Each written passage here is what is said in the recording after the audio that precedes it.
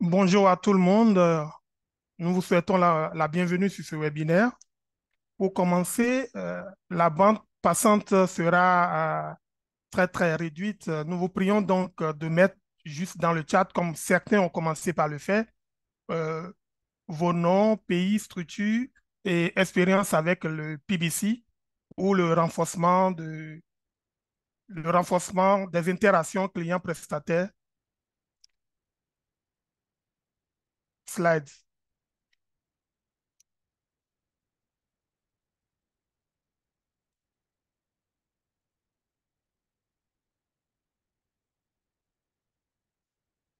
À tous, je voudrais souhaiter la bienvenue sur ce webinaire qui est intitulé Le partage des résultats du processus pour renforcer l'interaction client-prestataire, qui est la première d'une série de 3 webinaires intitulés Se focaliser sur la compassion pour obtenir de meilleurs résultats en SCPF.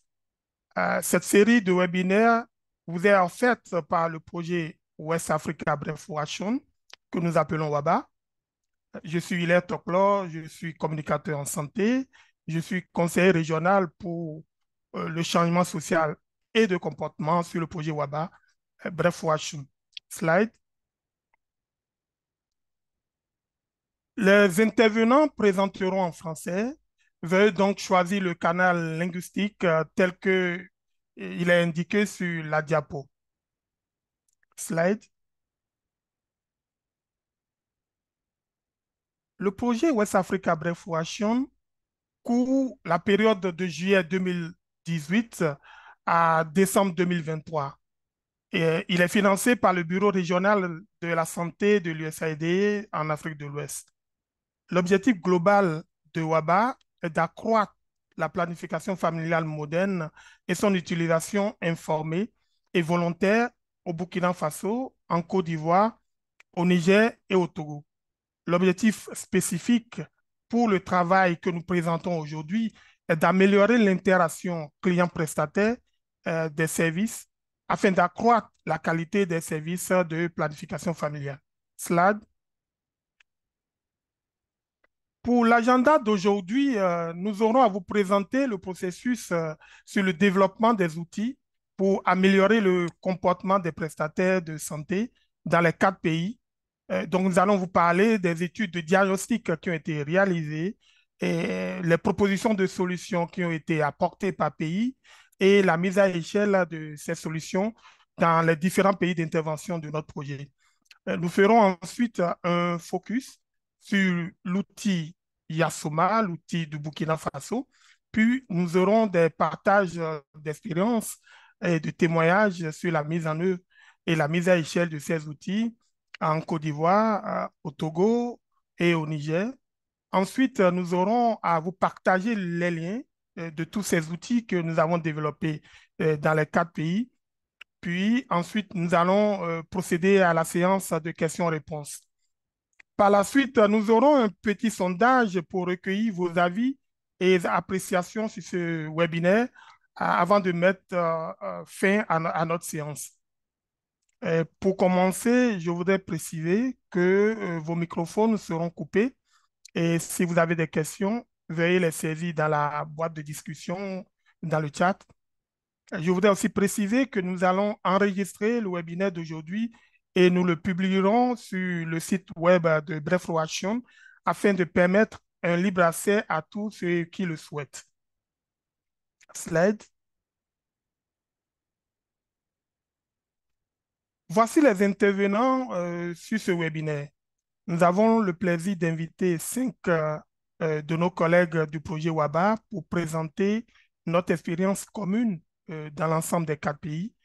Ce processus a aussi bénéficié de l'apport technique et de presque tous les partenaires du consortium Breakthrough, à savoir Camber Collective, CCP, Idea 42, Save the Children et Think Place. Donc, tous ces collègues que nous accueillons aujourd'hui et tous ces partenaires vont se joindre à nous tout au long de ce processus.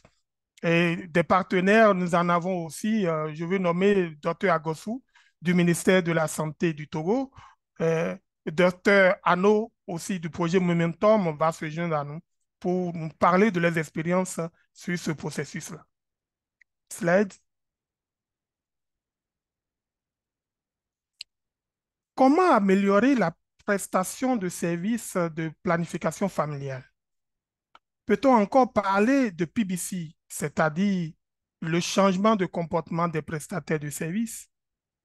Pourquoi le changement est entre parenthèses?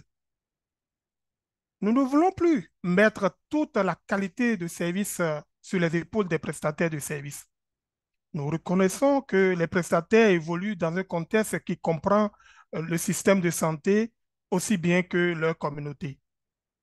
Donc, dans cette carte de l'écosystème de comportement des prestataires de santé, nous avons une articulation de l'écosystème qui comprend 8 différents facteurs.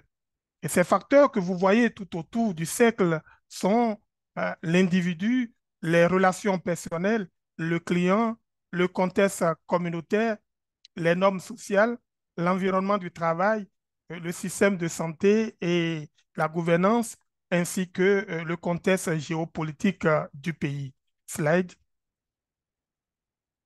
Notre processus pour l'élaboration de nos interventions, voici notre processus pour l'élaboration de nos interventions. On l'appelle le processus du diagramme de changement social et de comportement ou le SBC flowchart. Il faut retenir les 3 phases du processus, à savoir la première phase, définir le problème et l'intention de notre travail. En phase 2, concevoir et tester les prototypes de solutions aux problèmes identifiés. Et la troisième et dernière phase qui consiste à appliquer les solutions dans les situations réelles. Donc, nous commençons avec la première phase du processus, à savoir la définition des problèmes dans les 4 pays. Slide. Et pour ce faire, j'ai le plaisir de vous introduire notre collègue Alice Molinier, qui est engagement manager chez Camber Collective. Alice a 12 ans d'expérience dans le domaine de la santé sexuelle et reproductive et travaille depuis 3 ans sur le projet WABA dans les 4 pays. Elle nous a fait l'étude de base dans les 4 pays pour démarrer notre processus. Slide. À toi donc, Alice. Merci Hilaire et bonjour à tous. Je vais rapidement vous présenter l'étude qui a été faite donc en 2020 dans 4 pays de WABA. Le but de cette équipe, c'était de mieux comprendre l'environnement des prestataires de santé et aussi d'identifier les principaux défis auxquels ils étaient confrontés. Donc, comme nous voulions avoir une vision complète et qu'on voulait avoir une bonne compréhension des différents points de vue, nous avons interviewé dans les 4 pays des prestataires de santé, des membres du gouvernement et troisièmement, des partenaires de la mise en œuvre. Et notre entretien portait sur 3 parties. Premièrement, quels sont les défis auxquels les prestataires sont confrontés? Deuxièmement, la formation et la supervision. Et troisièmement, nous avons fait un diagnostic des outils qui étaient déjà utilisés dans les pays. Donc, cette diapositive, elle représente un résumé en fait des défis qui ont été identifiés. Et pour les présenter, nous avons utilisé cet outil qui s'appelle l'écosystème des prestataires de santé, qui est un outil qui a été développé par BIE et qui organise les défis en 7 catégories.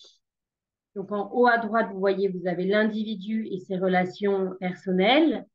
En bas, la communauté, les normes sociales et le client.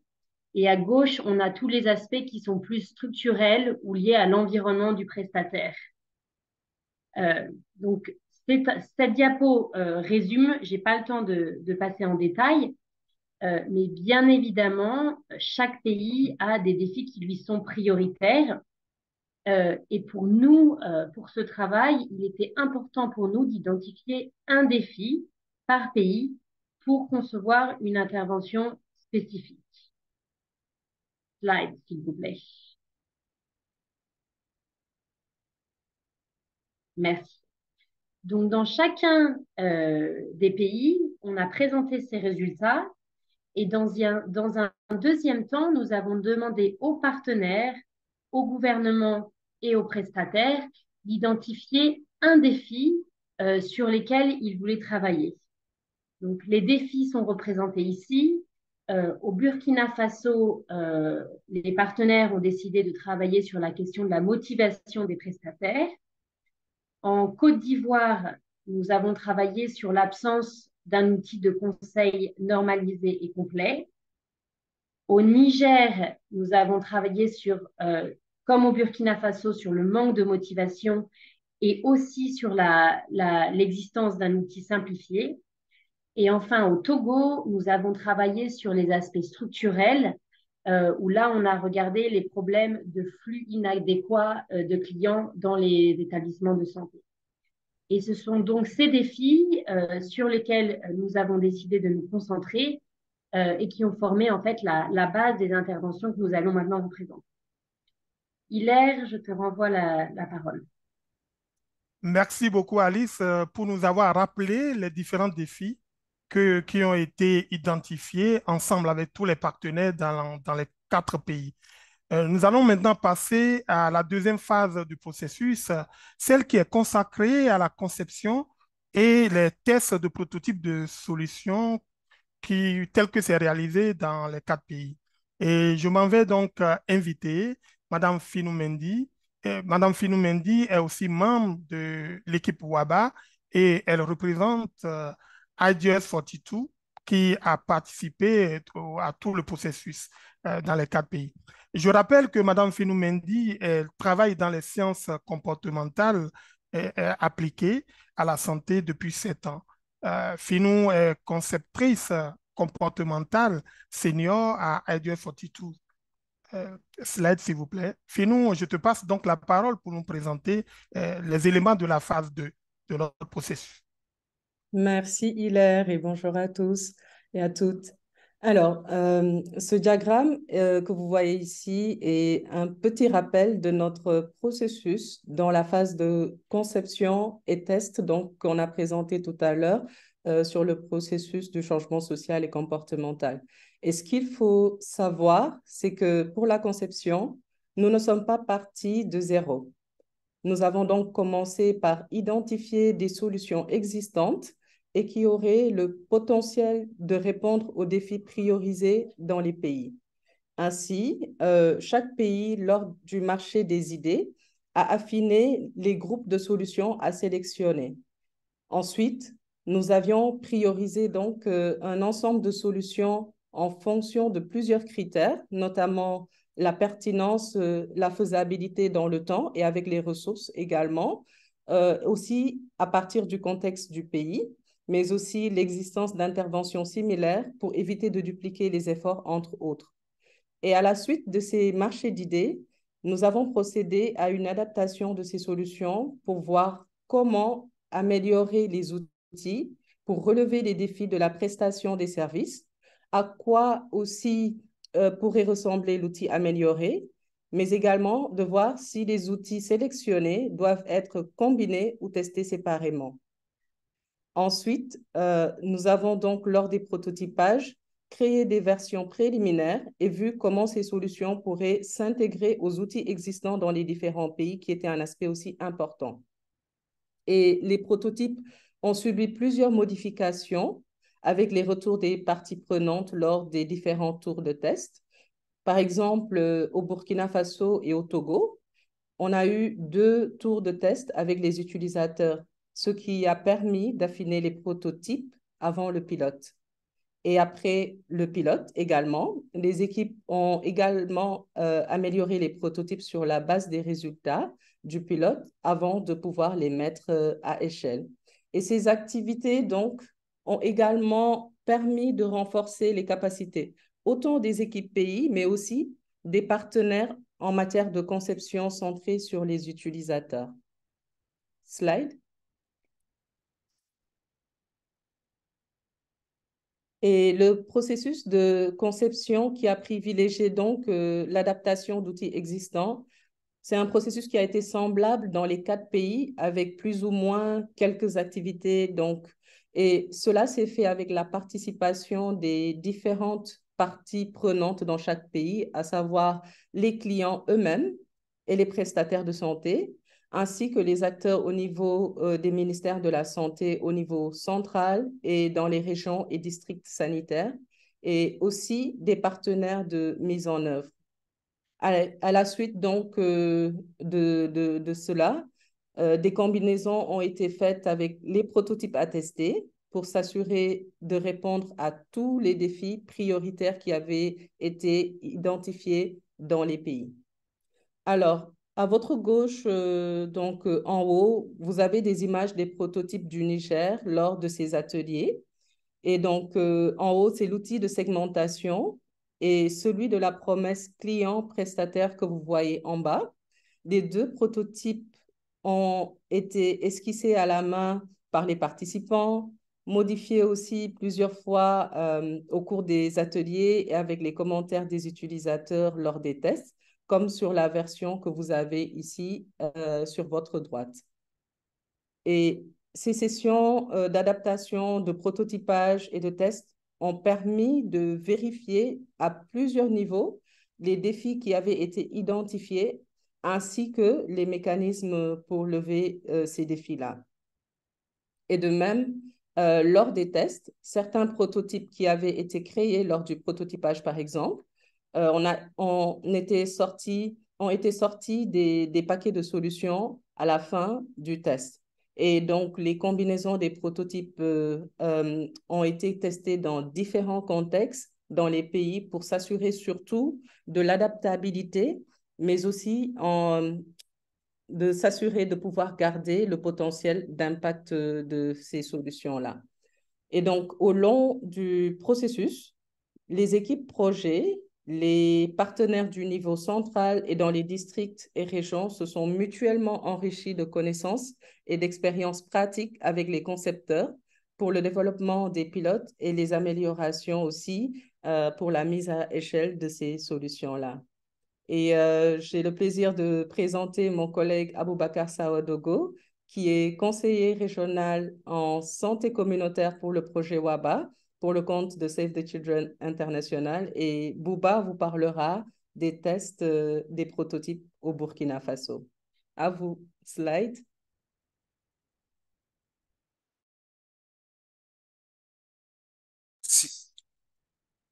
Merci bien, Finou. Moi, je vais parler des tests des prototypes et les pilotes qu'on a conduits pendant 2 mois dans 10 sites au Burkina Faso.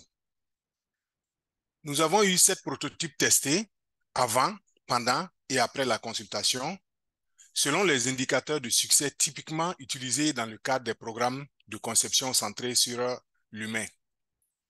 Et on a eu 2 tours de tests dans 10 centres de santé auprès des clients, des prestataires, des superviseurs, des responsables des centres de santé. Les tests consistaient en des entretiens, des observations, des collectes de données de routine et 56 personnes ont été concernées. Ensuite, il y a eu l'adaptation de ces prototypes-là sur la base des feedbacks des utilisateurs, ce qui nous a permis de développer l'outil final qu'on a appelé Yasoma, qui signifie en langue locale quelque chose qui est bien, de qualité, approuvé. Lorsque on est content, on dit que c'est approuvé. Le pilote a eu lieu dans 10 centres et a eu une supervision chaque mois. C'est-à-dire pendant le pilote, pendant les 2 mois, on faisait une supervision par mois. Et il faut dire aussi qu'on a renforcé la capacité des équipes et sur l'approche centrée sur l'humain, conception centrée sur l'humain, ce qui a été nécessaire et qui a permis de conduire le processus. Slide, ça c'est les indicateurs que nous avons ici, c'est-à-dire la désirabilité, la faisabilité et la viabilité. Slide.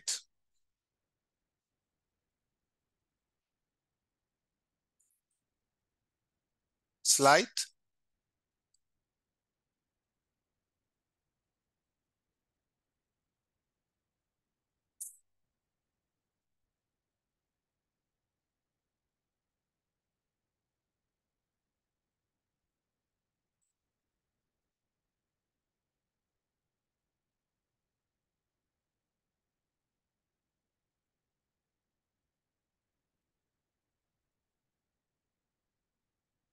Slide. C'est changé. OK.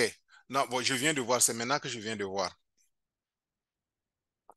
Et maintenant, quels sont ces outils que nous avons eus au niveau du Burkina? Il s'agit principalement de Yassoma qui est composé de 3 kits. Un kit de lancement, un kit d'empathie et puis un kit de satisfaction. Il faut reconnaître que, voilà. Vous m'entendez? J'ai des problèmes d'écho ici. Est-ce que vous m'entendez? Parfaitement, parfaitement. OK.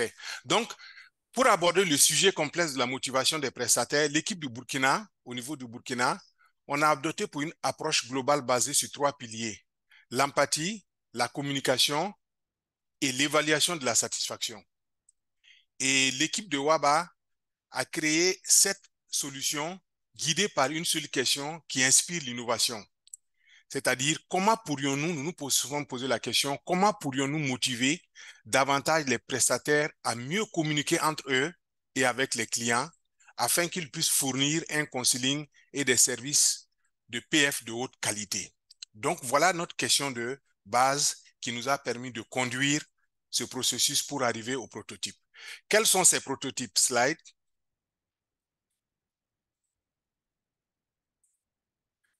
Comme je le disais, il y a 3 kits.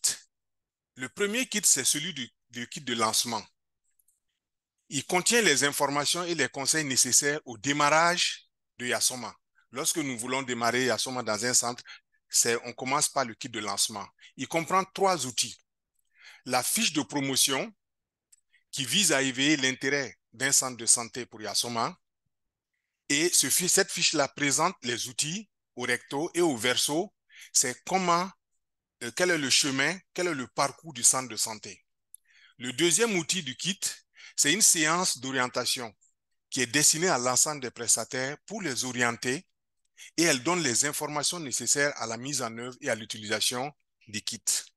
Le troisième outil du kit de lancement, c'est ce que nous appelons un guide de soutien. Ce guide-là donne des informations sur le processus et il est à l'usage du point focal. Il y a un point focal dans le centre de santé, c'est lui qui l'utilise et ça lui permet d'expliquer aux autres quel est le fonctionnement de Yassoma durant tout le processus. Slide. Les 2 autres kits, c'est-à-dire le kit d'empathie et le kit de satisfaction, contient chacun 3 outils. Le kit d'empathie est composé de jeux de cartes. Ces jeux de cartes-là, ça c'est pour améliorer, que les prestataires jouent entre eux, pour améliorer l'apprentissage de la pratique de l'empathie. Ce kit contient également ce qu'on appelle la formation continue, qui est un calendrier, vous voyez comme vous le voyez ici, c'est un calendrier spiralé qui est affiché dans la salle à l'intention des prestataires et qui développe 12 thèmes pour approfondir les connaissances et les capacités à pratiquer l'empathie. Et enfin, le troisième outil du kit de l'empathie, c'est un aide-mémoire. L'aide-mémoire, il est déposé sur la table auprès des prestataires.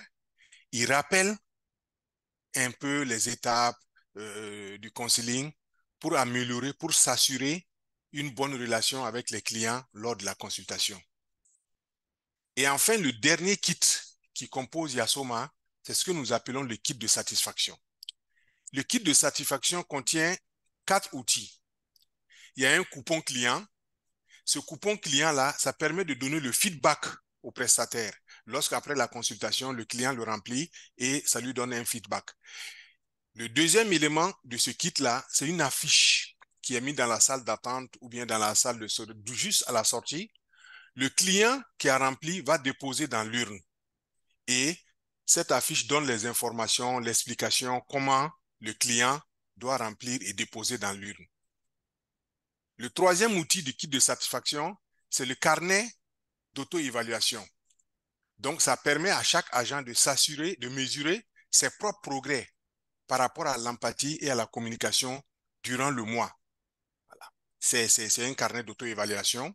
Et enfin, le dernier outil qui compose ce kit, c'est le carnet bilan, santé et récompense. C'est un processus d'évaluation qui englobe les avis des clients, l'auto-évaluation dont j'ai parlé, et puis l'évaluation des superviseurs. Et ce qui va permettre d'attribuer des badges comme récompense aux meilleurs prestataires. Et à la fin de chaque mois, ce processus est fait. Donc, ainsi présenté le kit et le test, je vais passer la main à mon collègue Hilaire qui nous parlera de la phase 3, c'est-à-dire l'application de ces outils-là en situation réelle. À toi, Hilaire. Merci beaucoup, Bouba. Maintenant, nous passons, comme tu l'as si bien annoncé, à la troisième phase de notre processus, celle de l'application des outils créés dans des situations réelles dans les quatre pays. Il faut mentionner ici que l'application des outils dépend beaucoup de nos partenariats. Nous avons tissé les relations avec des articulations, avec différentes articulations du ministère de la Santé, notamment les prestataires des formations sanitaires, les responsables des formations sanitaires, les médecins-chefs de district, les directeurs des départements de santé, ainsi que les responsables qui sont en charge de la santé reproductive et de la planification familiale dans nos quatre pays d'intervention. Il faut citer que les partenaires, il faut aussi surtout préciser que les partenaires de mise en œuvre du projet WABA, tels que Amplify PF, le projet Momentum, Kulawa et les affiliés de l'IPPF, tels que la BPF, la BBF, sont également partenaires sur la mise en œuvre de tout ce processus-là dans nos pays. Slide, s'il vous plaît. Là, nous allons rapidement parler de l'outil du Togo que nous appelons le SOC. Rappelez-vous que notre défi, en tout cas pour le cas du Togo, était le flux des clients pour pouvoir respecter le temps du client et réduire les frustrations de leur part, de connaître où aller, combien de temps il faut attendre dans le système, etc., etc. C'est donc ce souci qui nous a amené à créer ce système d'orientation des clients par code couleur que nous appelons SOC. Une idée simple, mais très utile pour améliorer le flux des clients dans les services et renforcer les contre-références, l'appréciation des services, créer de l'ordre dans l'accueil des clients, etc. Le système SOC est simple et comprend notamment les panneaux, comme vous pouvez le voir. Il y a aussi les flèches murales, les enseignes sur les portes, les badges pour les prestataires, etc. Ces différents éléments du SOC ont été testés par les utilisateurs et les membres du personnel de santé dans 10 formations sanitaires, puis ils ont été pilotés dans 15 sites pour 2 mois. Et actuellement, nous sommes à l'heure de la mise à échelle de ce système au niveau du Togo. Et pour nous en parler, tout à l'heure, je vais faire appel à un responsable de la santé au niveau du Togo pour nous donner quelques précisions. Slide.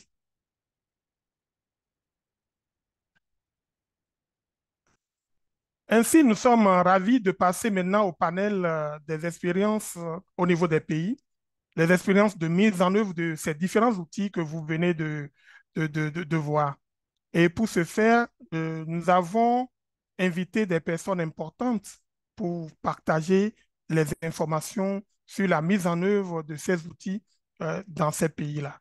Slide. En tout premier lieu, je voudrais inviter Dr. Agossou Abraham. Il est le directeur de la santé de la mère et de l'enfant au ministère de la Santé du Togo. Dr. Agossou a un doctorat en médecine à la faculté des sciences de santé de l'Université de Lomé. Il est aussi spécialiste en santé publique. Il est à la tête de ce département depuis 2017.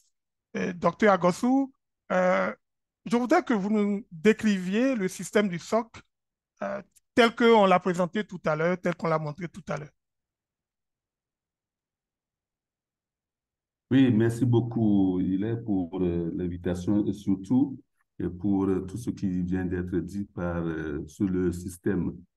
En effet, comme vous l'avez dit, le système a trois niveaux. D'abord, dans la cour, des panneaux d'orientation. Ensuite, sur les murs et les portes, des mêmes enseignes couleurs. Et sur la tenue des prestataires.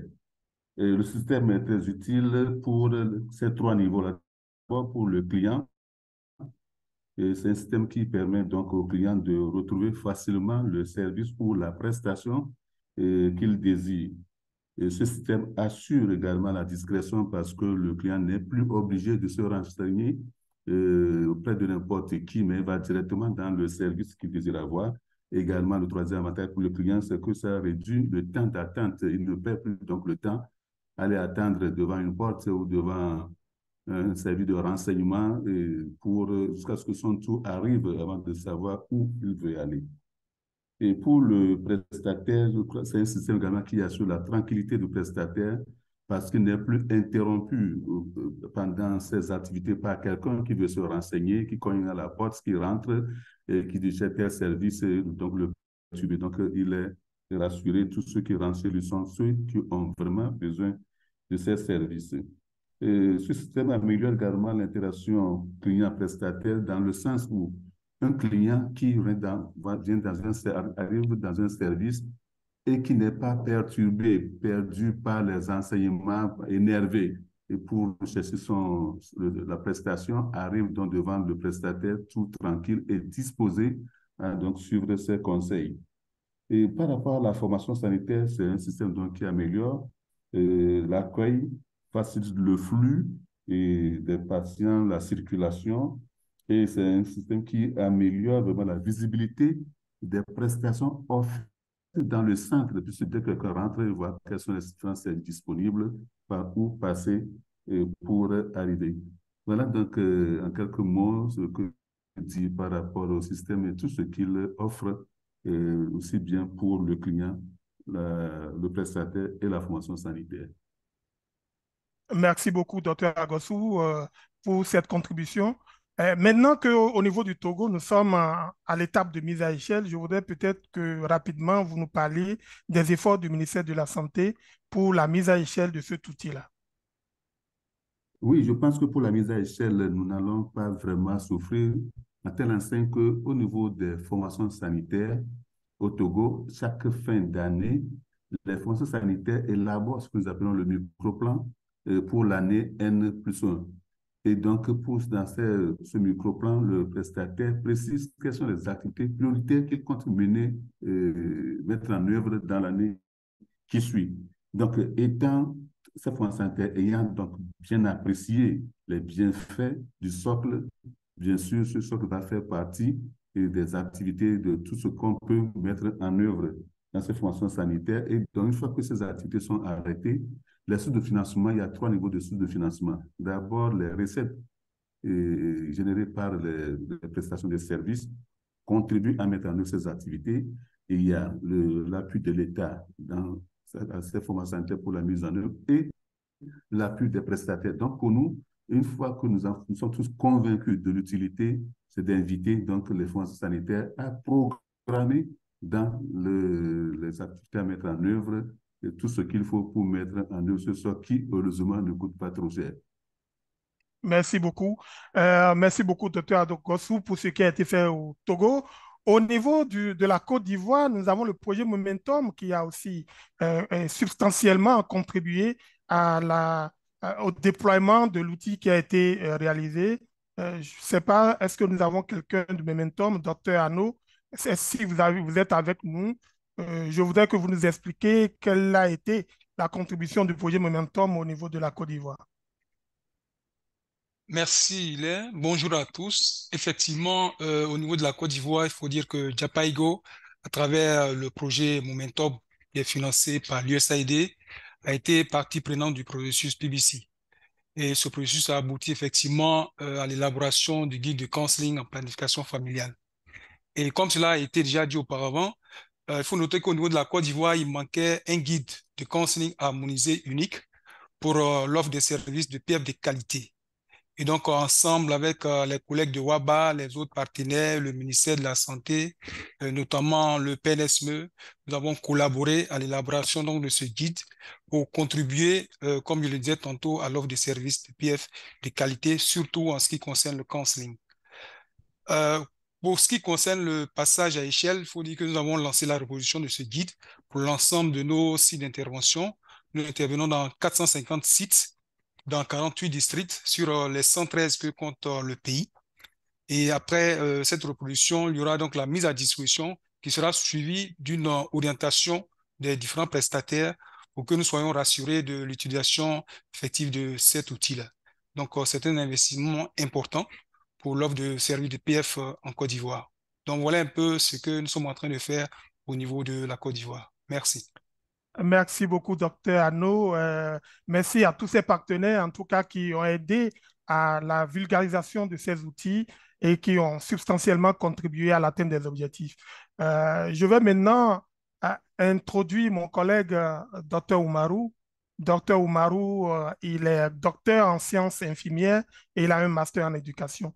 Docteur Oumarou du Niger, il a travaillé depuis plus de 15 ans dans le développement et il est avec le projet WABA comme conseiller technique en santé reproductive et en planification familiale depuis 2 ans.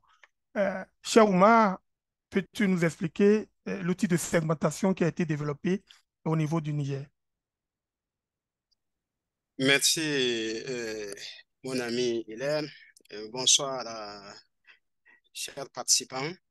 Donc, la fiche de segmentation que nous avons sous nos yeux a été développée comme Finou l'a si bien précisé à travers, à l'issue des défis qui se sont présentés au Niger, dont entre autres le manque de motivation, le problème d'accueil et la non-spécificité du counseling.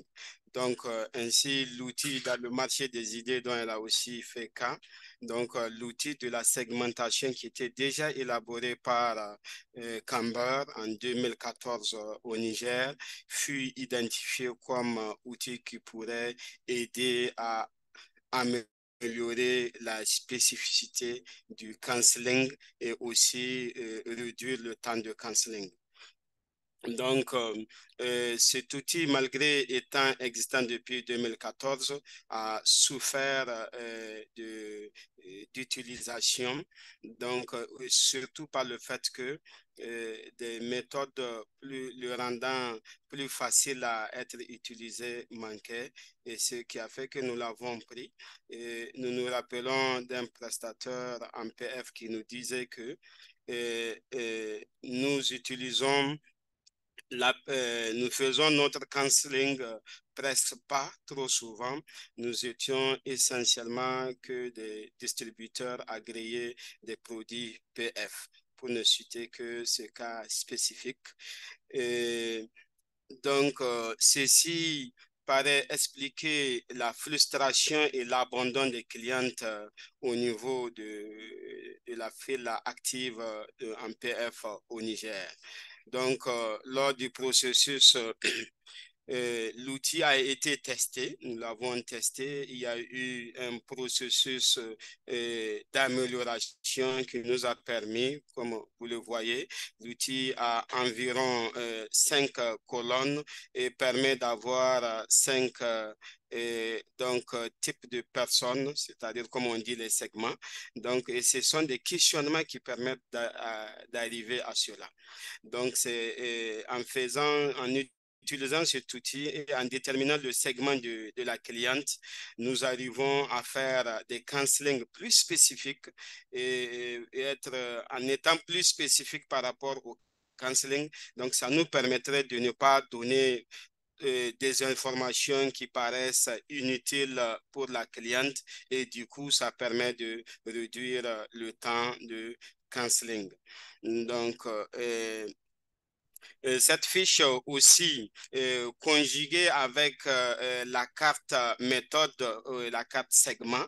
La carte segment, c'est-à-dire chaque segment que nous avons eu parmi ces 5 segments-là, nous avons eu à élaborer des argumentaires, ce qu'il faut dire aux clients en fonction des segments.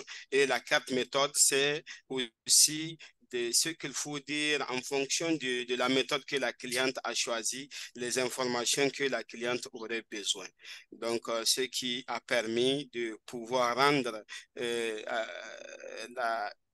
le counseling plus spécifique et aussi de réduire le temps du counseling. Merci beaucoup. Merci beaucoup, Dr. Ouma. Nous savons que ces outils sont aujourd'hui intégrés aux outils du ministère de la Santé au Niger. Peux-tu nous dire comment vous aviez procédé? Merci beaucoup. Effectivement, nous sommes ces outils de counseling et de promesses ont été effectivement intégrés, surtout la fiche au niveau de la fiche PF. Nous avons pu intégrer la fiche de la segmentation au niveau de la fiche PF suite à un long processus dont je vous ai dit de test jusqu'à la validation de cette fiche. Et après cette validation nationale de la fiche, la DPF, qui est la Direction nationale du Niger de la planification familiale, a jugé utile de l'intégrer dans la fiche PF nationale. Donc, et aussi a jugé utile de traduire toutes ces 12 questions que vous voyez sur vos yeux, sur la fiche là, en 3 langues, les 3 langues majoritaires du Niger. Donc, ce qui faciliterait l'utilisation de cette fiche-là. Donc, en intégrant et en traduisant, déjà les partenaires et surtout la DPF en train présentement de finaliser la formation de tous les prestataires en planification familiale de la région du Tillabéri et ils sont en train d'entamer pour les autres régions. Donc, la mise à l'échelle est donc un acquis au Niger. Merci. Merci beaucoup, Dr. Ouma, et merci au ministère de la Santé du Niger et à tous les acteurs pour cette contribution. Depuis, nous parlons d'outils, nous parlons de plusieurs pays, nous parlons de processus. Je suppose que sur ce webinaire, vous avez envie d'accéder à ces outils. J'ai donc le plaisir de vous présenter Madame Juliana Oyas. Juliana est consultante en design et conception graphique et elle a travaillé avec nous euh, avec l'équipe ThinkPlace qui a également participé à tout ce processus-là. Juliana, si tu veux bien, je voudrais que tu nous présentes rapidement la documentation sur tous ces outils qui ont été créés. Oui, merci Hilaire. Après avoir écouté la formidable présentation d'aujourd'hui, nous allons partager avec vous quelques ressources très intéressantes où vous pourrez trouver plus d'informations sur les processus, les leçons tirées et la recherche. La première est la fiche technique des meilleures pratiques de WABA, où sont rassemblés tous les principaux enseignements du processus. Puis nous avons la carte de l'écosystème des comportements de prestataires. Cette carte est une graphique interactive illustrant les différents acteurs, entités et éléments qui façonnent les comportements de prestataires travaillant en structure sanitaire, ainsi que la manière dont ces facteurs interagissent les uns avec les autres. Elle est accompagnée par les 3e et 4e ressources, un résumé de la carte de l'écosystème des comportements de prestataires et une fiche de travail pour l'écosystème des comportements de prestataires. Slide.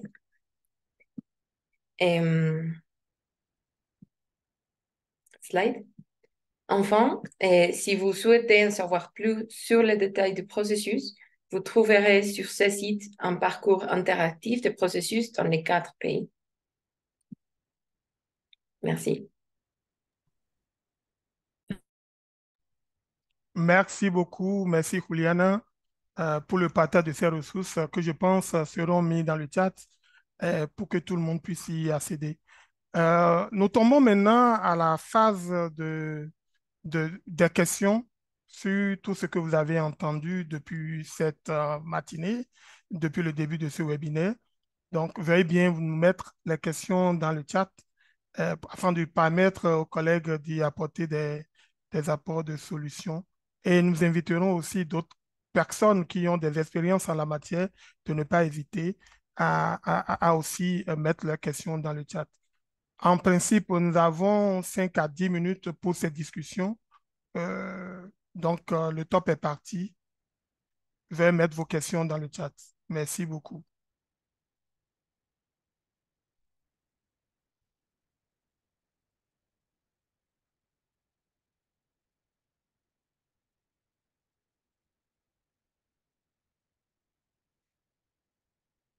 En attendant que les questions ne viennent dans le chat, voici quelques questions qui peuvent vous aider à clarifier vos questions ou vos préoccupations. Euh,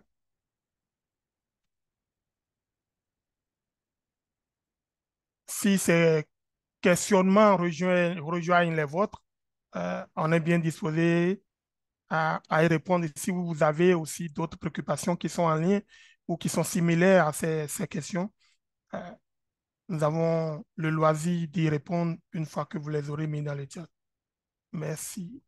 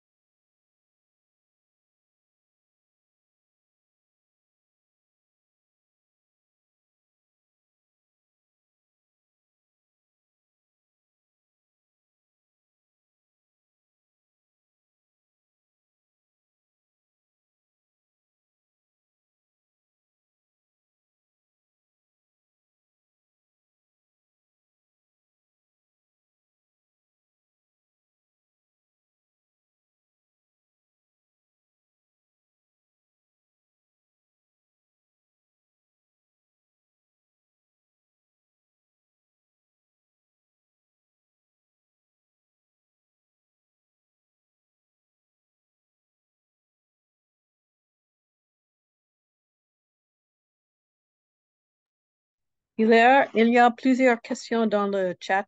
Si vous voulez, je peux le lire.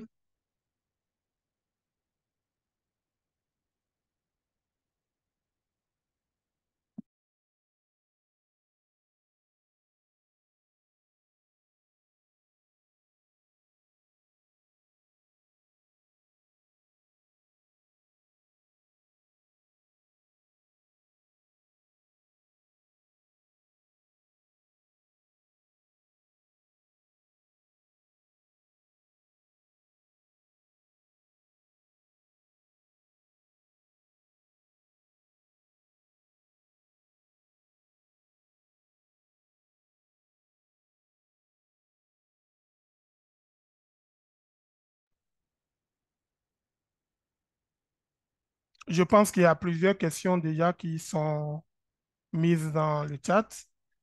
Euh, les collègues qui sont en ligne, dépendamment des questions qui vous sont adressées, selon la provenance ou selon la préoccupation des intervenants, je vous prierai de prendre la parole pour y apporter des réponses au fur et à mesure. Merci beaucoup. Allô, Hilaire? Oui, Bouba, si tu veux bien, il y a une question pour le Ok, Burkina. oui, une question nous a été posée sur la pérennisation. Qu'est-ce que nous faisons pour que ces outils-là que nous avons au Togo et au Burkina soient pérennes?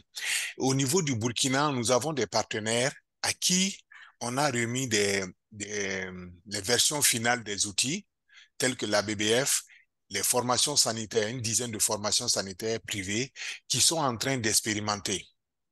Donc, la BBF étant le lead, nous voulons confier le lead à la BBF de telle sorte que même si le projet n'est pas là, que ce soit des outils utilisé et suivi par un partenaire dans les centres de santé. C'est ce que nous avons comme approche pour pouvoir passer la main et pérenniser l'utilisation de ces outils-là. Donc, c'est les partenaires locaux à qui on a remis qui vont poursuivre la mise en œuvre pour le Burkina. Merci beaucoup, Bouba. Il y a la question sur les jeux de cartes. Oui, Oui, il est. Ok, je continue. Pour les jeux de cartes, ça existe en plusieurs versions. Il y a version papier et il y a la version numérique que nous sommes en train de faire. Je pense que ça va être disponible bientôt. Et ces jeux de cartes-là sont utilisés entre les prestataires et entre prestataires et superviseurs. Il faut dire aussi qu'il y a une autre version communautaire que le projet est en train d'entreprendre et d'utiliser, qui se fait au sein de la communauté, soit entre les prestataires et les clients, ou bien entre les jeunes et les adultes, entre parents et enfants au sein de la famille. Donc, il y a la version communautaire qui est utilisée au sein de la communauté, les membres de la communauté, et il y a la version aussi au niveau des centres de santé qui est utilisée entre agents de santé et entre superviseurs et prestataires.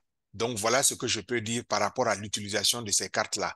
Mais il faut dire que pendant ce temps, au niveau du Burkina, les prestataires ont développé des idées telles que l'utilisation de ces cartes à travers le WhatsApp. Ils jouent les cartes à travers leur groupe WhatsApp.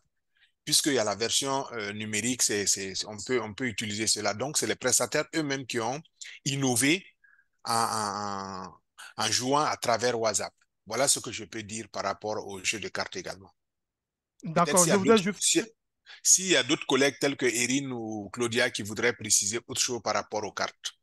Bon, comme nous n'avons pas beaucoup de temps, il y a encore quelques questions. Je voudrais juste rappeler que tous ces outils seront mis en ligne. Vous aurez le loisir de revenir là-dessus avec les instructions sur comment jouer. Rapidement, Dr. Agossou, je vous avais coupé tout à l'heure. Je crois que vous vouliez répondre à la question sur le partenariat. Oui, oui, pour le partenariat, je voulais dire que le socle fait partie pour nous d'un mécanisme d'amélioration de la qualité des soins et services. Et justement, comme il y a une direction qui s'occupe de la qualité des services et qui a mis en place un outil d'évaluation de la qualité et accompagné par les différents partenaires qui sont disposés à avoir le résultat de ces évaluations-là. Et chaque partenaire est aussi prêt pour voir comment est-ce qu'il peut accompagner et dans la résolution des problèmes identifiés par l'évaluation de la qualité des services. Donc, pour nous, c'est quand même un moyen pour passer assez rapidement à échelle, surtout que ce n'est pas un mécanisme qui coûte très cher. Et une fois qu'on le fait, il y a certaines pratiques ou certaines dispositions qui vont durer longtemps, qui ne sont pas à renouveler chaque année. Les pancartes, par exemple, ce n'est pas chaque année qu'il faut reprendre les pancartes. Donc, je pense que c'est facile à passer, à mettre à échelle. Merci. Peut-être, Dr. Agossou, je voudrais que vous continuiez pour expliquer un peu la collaboration ou le partage d'expériences, surtout du SOC, avec d'autres pays au niveau de la sous-région. Vous pouvez nous partager votre expérience? Oui, oui, merci beaucoup. Il y a, je crois que c'était l'année dernière, au moment où l'UCPO voudrait voir comment encourager les études dans les 9 pays du partenariat Ouagadougou. Donc, je tiens à cette réunion-là, j'avais profité pour partager cette étude-là qui nous a permis d'améliorer la qualité, le comportement des prestataires.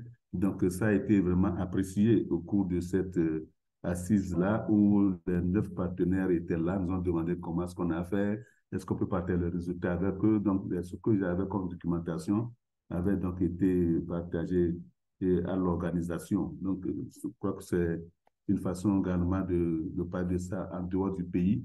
Maintenant, en interne, puisque nous avons même le 29 prochain une réunion des partenaires qui interviennent dans la santé maternelle et infantile, c'est des occasions également qu'on saisit pour que les différents partenaires disent ce qu'ils font en matière de santé maternelle et infantile. Donc, c'est une occasion également pour aborder cet aspect de passage à échelle pour le socle. Merci beaucoup, Dr. Agossou. Il y a eu une autre question aussi qui concerne les difficultés rencontrées dans la mise en œuvre de ces outils-là. les défis que nous rencontrons dans l'utilisation de ces outils.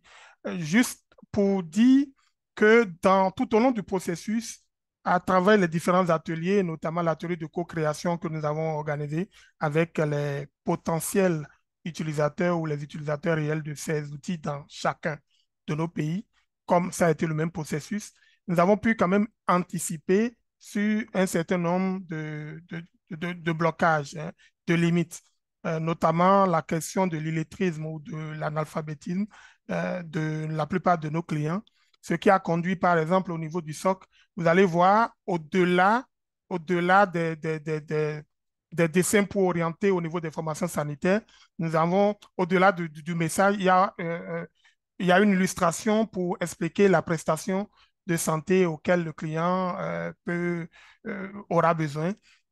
Comme mon collègue Ouma vous l'a montré tout à l'heure, vous avez vu aussi que l'outil de segmentation a été traduit dans plusieurs langues au niveau du Niger.